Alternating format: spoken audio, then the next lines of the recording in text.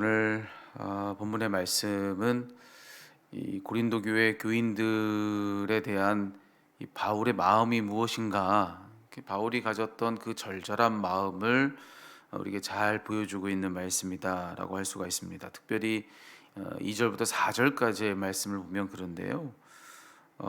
여기 이 구절을 읽어보면은 사실 우리가 그냥 이 구절만 놓고 이야기하자면 웬만한 연인 사이에서나 할 수 있는 그런 이야기들이 여기 구절 안에는 있습니다.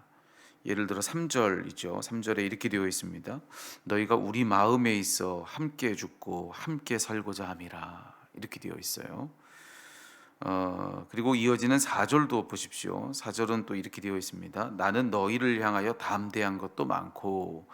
여기 이 말을 우리가 이해하기 쉬운 요즘 말로 풀자면 고린도 교인들에 대한 신뢰가 크다는 얘기입니다. 담대한 마음이 많다, 이 말은 내가 너희를 향한 신뢰가 크다, 내가 너희를 정말로 믿는다라고 하는 그런 의미의 말이 지금 이렇게 번역되어 있는 겁니다. 그리고 그 다음은 그렇게 되어 있죠. 너희를 위하여 자랑하는 것도 많으니, 매우 자랑스럽게 생각을 한다는 거죠. 그래서 그 다음은 뭐라고 되어 있죠? 모든 환난 가운데서도 위로가 가득하고 기쁨이 넘치는도다. 이 말은 고린도 교인들을 생각만 하면 그렇게 좋다는 겁니다. 어떤 환난 가운데 있어도 내가 너희 생각만 하면 그게 위로가 그렇게 되고 그렇게 기쁘다는 거예요. 자, 그러니 여기 이 구절들을 가만히 보고 있자면 이 편지는 마치 연인들 사이에 서로에 대한 사랑으로 그렇게 노래하는 그런 마치 그런 연애 편지와도 같다.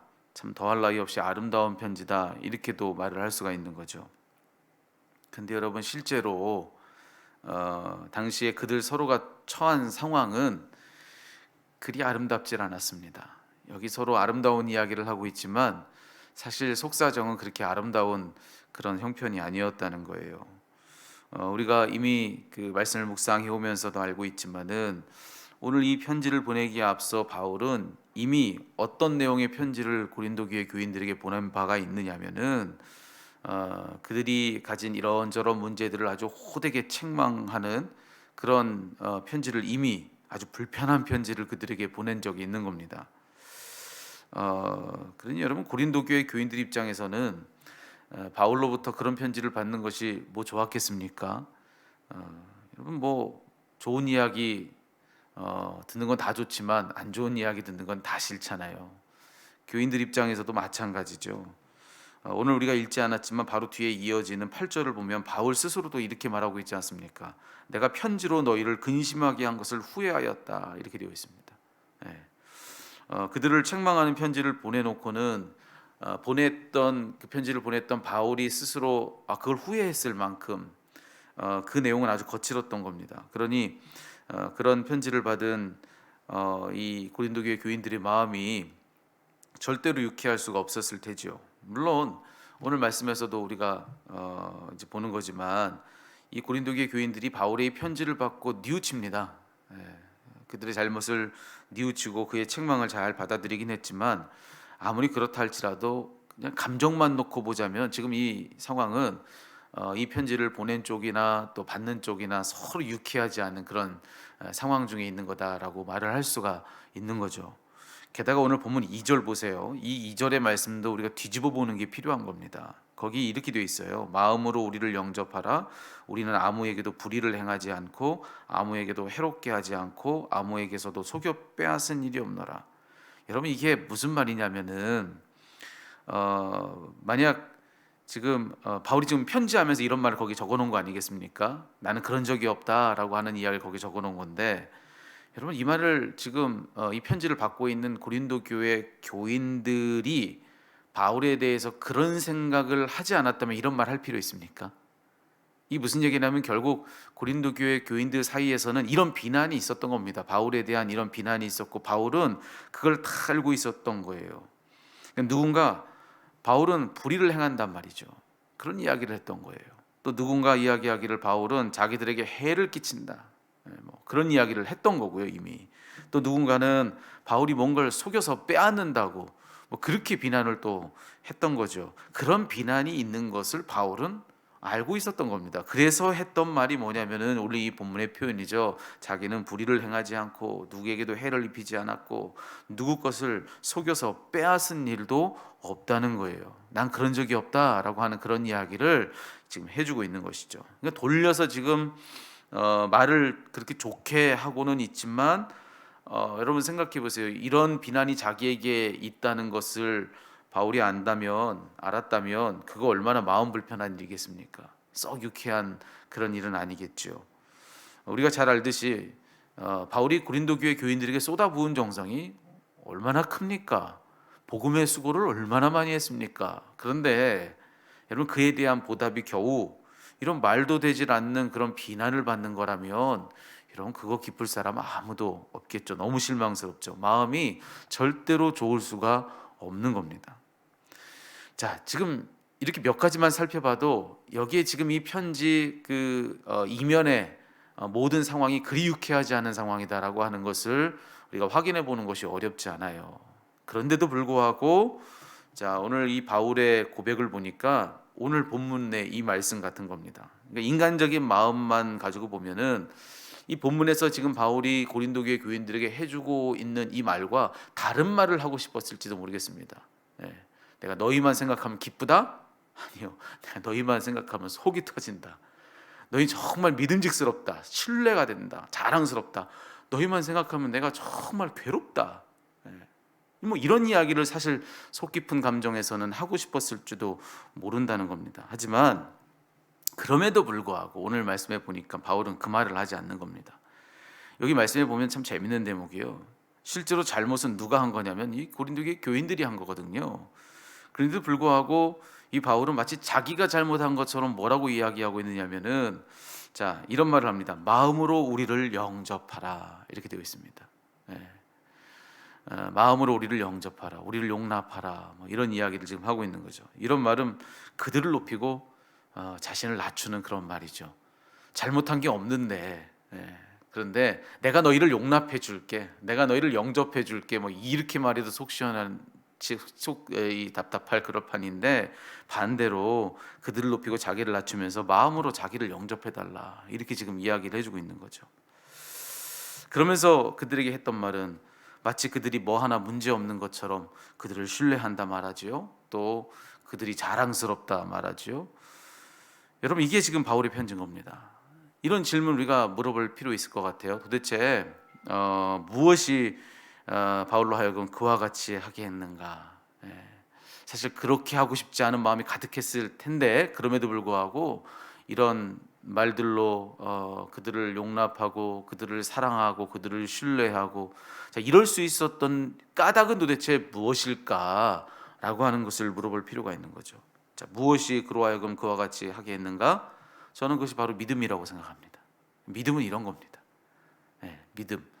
저는 그 믿음이라고 하는 것이 그냥 내가 믿습니다라고 말하는 그 한 줄의 표현이 아니라 이게 믿음인 거죠. 이게 믿음인 거예요. 그가 가졌던 예수님 믿는 믿음 안에서 그는 이렇게 할 수 있는 겁니다. 자, 뭘 믿은 것이냐면은 그들 고린도 교인들과 자기 사이에 계시는 예수님, 그리고 그 가운데서 역사하시는 예수님. 바울은 그걸 믿는 믿음 안에서 이와 같을 수 있었던 겁니다. 그냥 자기 눈으로 그들을 보면 막 답답하죠, 밉죠, 화가 나죠. 하지만 여러분 바울은 자기와 그들 사이에 예수님 계시는 것을 지금 믿는 겁니다. 그리고 그 예수님이 그 가운데서 역사하시는 것을 믿는 거예요. 그래서 그 예수님으로 그들을 본 것입니다.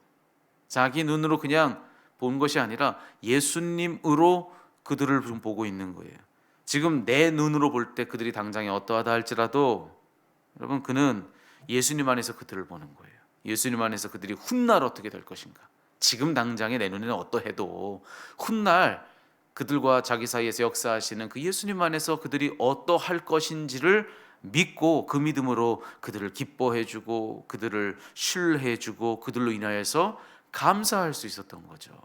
이게 바울이 지금 이 말씀 속에서 우리들에게 보여주고 있는 믿음이라고 하는 것입니다. 그래서 제가 여러분 그렇게 말씀드렸어요. 믿음이라고 하는 것이 절대로 나는 믿습니다 이 한 말이 아니라는 거죠. 믿음은 우리 삶에 이런 변화를 만들어내야 맞다. 그래야 믿음이다. 라고 하는 겁니다. 믿음 때문에 일어나는 변화가 있어야 된다는 거예요. 저는 오늘 이 바울이 가졌던 이 믿음을 좀 우리 안에 소유하는 한 날이 좀 되면 어떨까? 오늘 그런 한 날로 우리가 오늘을 살면 어떨까 싶은 그런 마음을 여러분과 좀 나누고 싶습니다. 우리 눈에 보이는 상황이 있죠. 우리 각자의 저마다의 그 삶 속에서 지금 여러분의 눈에 보이는 여러분 삶의 정황이 있을 겁니다. 여러분 지금 여러분 볼 때 여러분 자신을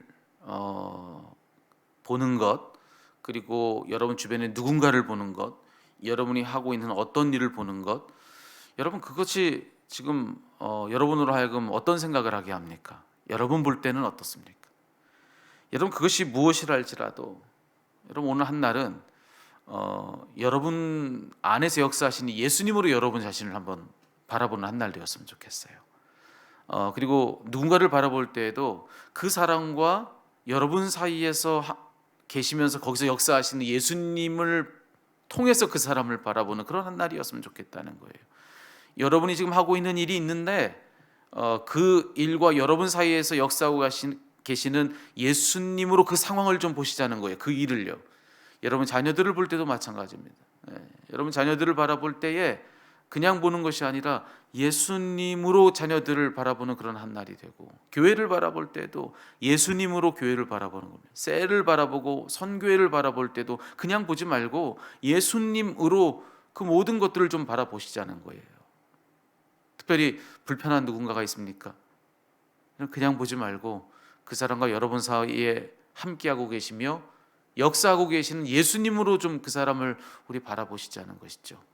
자, 믿음은 바로 그와 같다. 그게 믿음이다.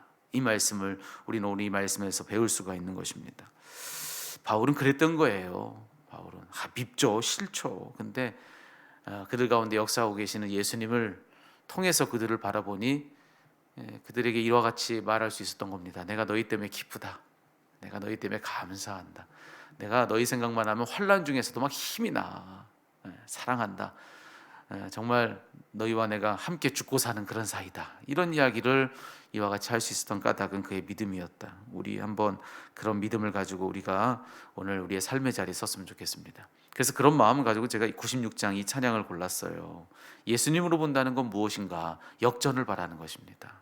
예수님은 누구신가? 여러분 오늘 이 찬양 우리가 부르면서 구절구절, 이 가사의 구절구절 우리는 어떤 노래했습니까? 예수님은 뒤집는 분이라는 겁니다. 우는 자를 여러분 웃게 하시고, 없는 자를 있게 하시고, 약한 자를 강하게 하시고, 눈먼 자를 보게 하시고, 추한 자를 정케 하시고, 죽은 자를 살게 하시고, 그 예수님으로 바라본다면 여러분 절대로 내가 보는 그것이 전부가 아니다. 역전을 바란다. 달라지는 변화를 꿈꿀 수 있다. 여러분 그래서 오늘 이 아침에 그런 마음을 우리가 다짐하고 오늘 성전을 나갈 수 있는, 그리고 삶의 자리로 나아갈 수 있는 그런 한 날 되었으면 좋겠습니다. 그래서 저는 오늘 여러분의 오늘 하루의 삶이 무슨 일이 어떻게 있어도 여러분 정말로 기쁨과 감사가 넘치는 여러분 되기를 주의 이름으로 축복합니다. 누가 보면은 이상한 사람이죠. 저 사람 상황을 보면은 정말 기쁠 일이 하나도 없는 거예요. 감사할 일이 하나도 없는 거예요. 막 울고 통곡해야 마땅한데 너무 기쁜 거죠. 너무 기쁜 거죠. 뭐 하나 문제 없다 여기는 그런 마음이 그에게 가득한 게 보이는 거죠. 무엇이 그렇게 만듭니까? 믿음이죠. 믿음만 그렇게 바꿀 수 있습니다. 믿음만. 여러분 오늘 그 믿음으로 여러분 한 날을 한번 살아보시기 바랍니다.